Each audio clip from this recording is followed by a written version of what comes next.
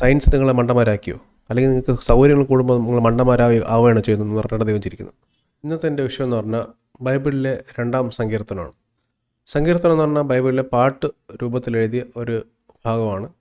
അതിനകത്ത് നമ്മൾ ദൈവത്തെ സ്തുതിക്കുന്നതും ദൈവത്തെ അത്ഭുതങ്ങൾ വർണ്ണിക്കുന്നതും ഭാവി പ്രവചനങ്ങളും ജീവിതത്തിൻ്റെ കുറച്ച് ഇൻസൈറ്റ്സും ഫിലോസഫി ഒക്കെ കിട്ടും. കൂടുതലും ദുഃഖത്തിലിരിക്കുന്ന ആൾക്കാർക്ക് ഒരു ആശ്വാസം കിട്ടുന്ന ഒരുപാട് ഭാഗങ്ങൾ ഈ സങ്കീർത്തനം എന്നുള്ള പുസ്തകത്തിൽ ഉണ്ട്. സങ്കീർത്തനത്തിൻ്റെ ഇംഗ്ലീഷിൽ സാംസ് എന്നാണ്. ഈ 2-ാം സങ്കീർത്തനം എന്ന് പറഞ്ഞാൽ ഞാൻ പലപ്പോഴും വായിച്ചിട്ടുണ്ട്, അർത്ഥം മനസ്സിലായിട്ടില്ല. കാരണം അത് ഒരു വലിയൊരു ഗ്രാൻഡ് സ്കീമിനെ പറ്റിയാണ് പറയുന്നത്. അപ്പോൾ അതെന്താണെന്ന് നമുക്ക് നോക്കാം. നമുക്ക് ആദ്യം വായിച്ചാൽ മനസ്സിലായി, പക്ഷേ നിങ്ങളൊന്ന് വായിച്ചു നോക്കണം, വായിച്ചിട്ട് വേണം ഇത് കേൾക്കാൻ.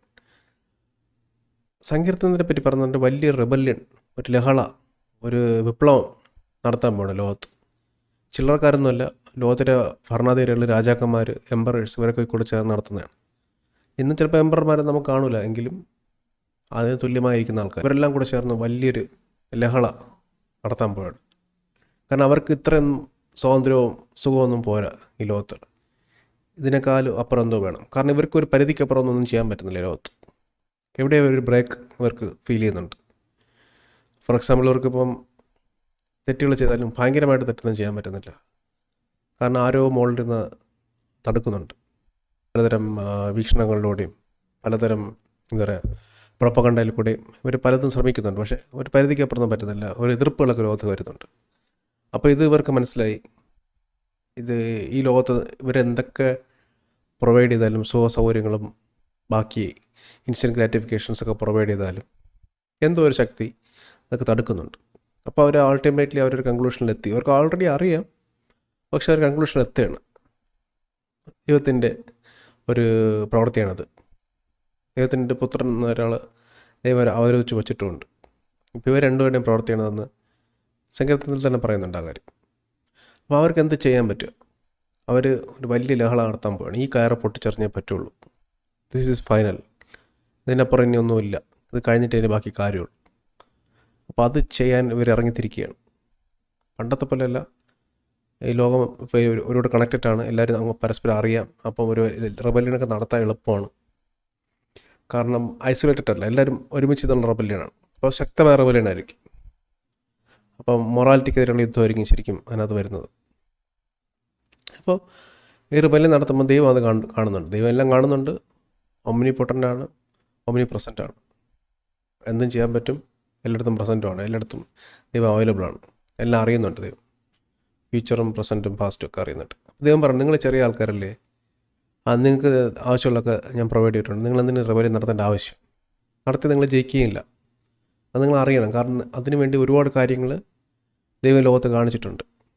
ചരിത്രം പരിശോധിച്ച് നോക്കൂ, ഇപ്പോഴത്തെ ലോകത്തെ അവസ്ഥയിൽ ആലോചിച്ച് നോക്കൂ. ഇതെല്ലാം പോയിൻ്റ് ചെയ്യുന്നത് ഒരു പരിധിക്കപ്പുറം നിങ്ങൾക്ക് റിബല്യൻ ജയിക്കാൻ പറ്റില്ല. കുറച്ച് കാലമൊക്കെ നിങ്ങൾക്ക് ഒരു കംഫർട്ടും ഒരു വിക്ടറി ഫീലിംഗ് ഒക്കെ ഉണ്ടാവും. പക്ഷേ അൾട്ടിമേറ്റ് വിജയം നിങ്ങൾക്കില്ല എന്നുള്ളത് ദൈവം തീർച്ചയായിട്ടും പറയണം. തീർച്ചയാണ് അത്. കാരണം ദൈവത്തിൻ്റെ പുത്രനെ അവരോധിച്ച് വെച്ചിട്ടുണ്ട്.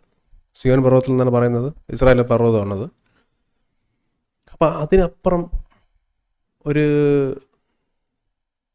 എംപറർ ലോകത്തില്ല. അതാണ് അൾട്ടിമേറ്റ് എംപറർ എന്നാണ് ദൈവം പറയുന്നത്. സിയോനിലെ ദൈവത്തിൻ്റെ പുത്രൻ, അത് യേശുക്രിസ്തു.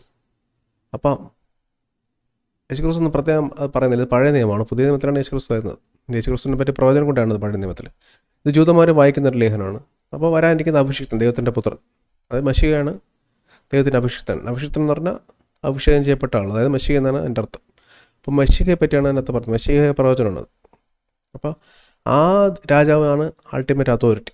അപ്പം അദ്ദേഹത്തിൻ്റെ കീഴിൽ മാത്രമേ ലോകത്ത് എന്ത് അതോറിറ്റിക്ക് നിൽക്കാൻ പറ്റുള്ളൂ. ആ അൾട്ടിമേറ്റ് അതോറിറ്റി, ആ മശിഹയ്ക്ക് അതോറിറ്റിക്ക് അപ്പുറം ഒരു അതോറിറ്റി ഇല്ല.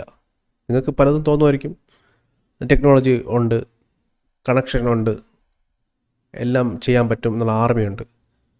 പക്ഷെ അതൊന്നും ശാശ്വതമല്ല. അതൊന്നും ദൈവത്തിന് കമ്പയർ ചെയ്യുമ്പോൾ പവർഫുൾ അല്ല. അപ്പം നിങ്ങൾ എന്തായാലും തോക്കാൻ പോവുകയാണെന്ന് പറഞ്ഞാൽ ദൈവം ചിരിക്കുകയാണ്. ദൈവം ചിരിക്കണത് ഹ്യൂമൻ്റെ ഇതിൽ ആശ്രയിച്ച് ചിരിക്കുന്നതല്ല, പക്ഷേ ദൈവം നിങ്ങൾ മനസ്സിലാക്കുന്നില്ലല്ലോ എന്ന് ആലോചിച്ചിരിക്കുകയാണ്. കാരണം അത്രയും ചീപ്പാണ് നിങ്ങൾ, അത്രയും സില്ലിയാണ് നിങ്ങളുടെ തോട്ട് പ്രോസസ്സ് എന്നാണ് ദൈവം ശരിക്കും അതോട് ദൈവം പറയുന്നത്. അപ്പോൾ അത്ര സില്ലി ആവാൻ പാടില്ല എന്ന് പറഞ്ഞാണ് ദൈവം ചിരിക്കുന്നത്. കാരണം പലർക്കും ലോകത്തിൻ്റെ നിയമങ്ങൾ അറിയാൻ, പ്രകൃതിയിലെ എന്തെങ്കിലും വ്യത്യാസങ്ങൾ മൃഗങ്ങൾക്ക് പോലും അറിയാം. പക്ഷെ നിങ്ങൾക്ക് മാത്രം എന്താ അത് അറിയാൻ പറ്റാത്തത്? ഇത്രയും മണ്ടന്മാരാണ് നിങ്ങൾ.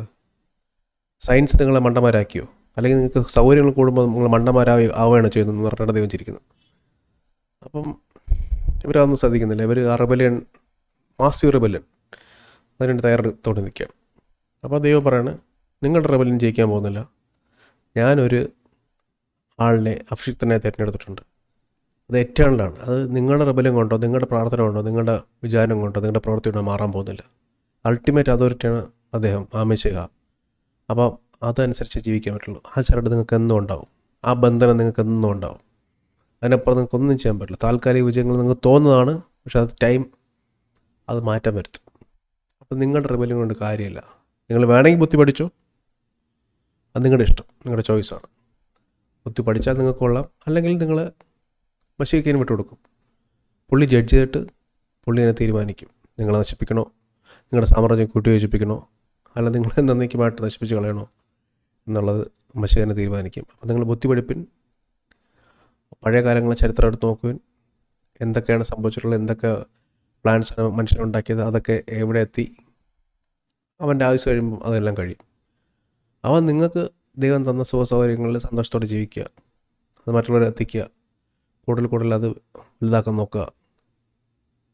ദൈവത്തിന് അപ്പുറം ഉള്ളൊരു റെബല്യനൊന്നും ജയിക്കാൻ പറ്റില്ല. കാരണം ജയിച്ചിട്ട് നിങ്ങൾക്ക് കാര്യമില്ല, നിങ്ങൾ അത് നശിക്കുകയുള്ളൂ. കാരണം സിവിലൈസേഷൻ തന്നെ നശിച്ചു പോകാനുള്ള കാര്യങ്ങളാണ് മനുഷ്യരെ സെൽഫ് ആർട്ട് ചെയ്യുമ്പോൾ സംഭവിക്കുന്നത്. അപ്പം ഒരു കാര്യം എന്ന് പറഞ്ഞാൽ അത് വിജയിക്കാൻ അനുവദിച്ചാൽ നിങ്ങൾക്ക് നാശമാണ്.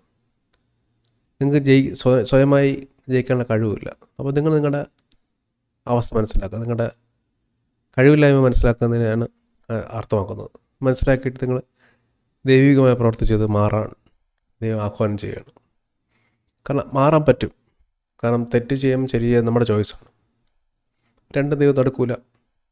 പക്ഷെ അങ്ങനെ ശരി ഇതാണെന്ന് ദൈവം കാണിച്ചു തരും. അപ്പോൾ അത് നമ്മൾ ചെയ്യാൻ ശ്രമിക്കുക. പറ്റിയില്ലെങ്കിലും ശ്രമിച്ചുകൊണ്ടേയിരിക്കുക. ചെറിയ ശ്രമങ്ങളിൽ വലിയ വിജയത്തിലേക്ക് നയിക്കും. എന്നാലും പൂർണ്ണമായിട്ട് ജയിക്കാൻ പറ്റിയില്ലെങ്കിൽ പോലും വിഷമിക്കേണ്ട ആവശ്യമില്ല. എല്ലാവരും അങ്ങനെയൊക്കെ തന്നെയാണ് വന്നത്. അപ്പോൾ നമ്മൾ മാക്സിമം ചെയ്ത് രക്ഷ പ്രാപിക്കാനും വേണ്ടിയാണ് പറയുന്നത്. അല്ലെങ്കിൽ ഈ ജഡ്ജ്മെൻറ്റിൽ നമ്മൾ വീണു പോകും.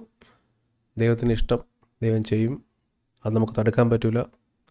അവസാനം ദൈവം ജഡ്ജ് ചെയ്തതനുസരിച്ചിട്ട് നിങ്ങൾക്ക് ജീവിക്കേണ്ടി വരും. ചിലപ്പോൾ നശിപ്പിച്ചു കളയും, ചിലപ്പോൾ കൂട്ടിയോജിപ്പിക്കും, ചിലപ്പോൾ നിങ്ങൾക്ക് പ്രവർത്തിച്ച് ചെയ്യാൻ പറ്റുകയില്ല. അപ്പം നിങ്ങളുടെ അതോറിറ്റി അൾട്ടിമേറ്റ് അല്ല എന്നാണ് ഞാൻ കാണിക്കുന്നത്. നിങ്ങൾ ഹമ്പിൾ ആവണം, ദൈവത്തെ ഫോളോ ചെയ്യണം. അതാണ് ഈ സങ്കീർത്തനത്തിനെ പറ്റി എനിക്ക് കൂടുതൽ പറയാനുള്ളത്. അതാണ് ദൈവം അർത്ഥമാക്കുന്നത്. കൂടുതൽ കാര്യങ്ങൾ ഓരോരുത്തർ ഇൻ്റർപ്രറ്റ് ചെയ്ത് നോക്കണം. അവർക്ക് പുതിയ ഇൻസൈറ്റുകൾ കിട്ടും. നല്ലൊരു സങ്കീർത്തനമാണ്. നിങ്ങളെല്ലാവരും വായിക്കണം, വായിച്ചിട്ട് ധ്യാനിക്കണം.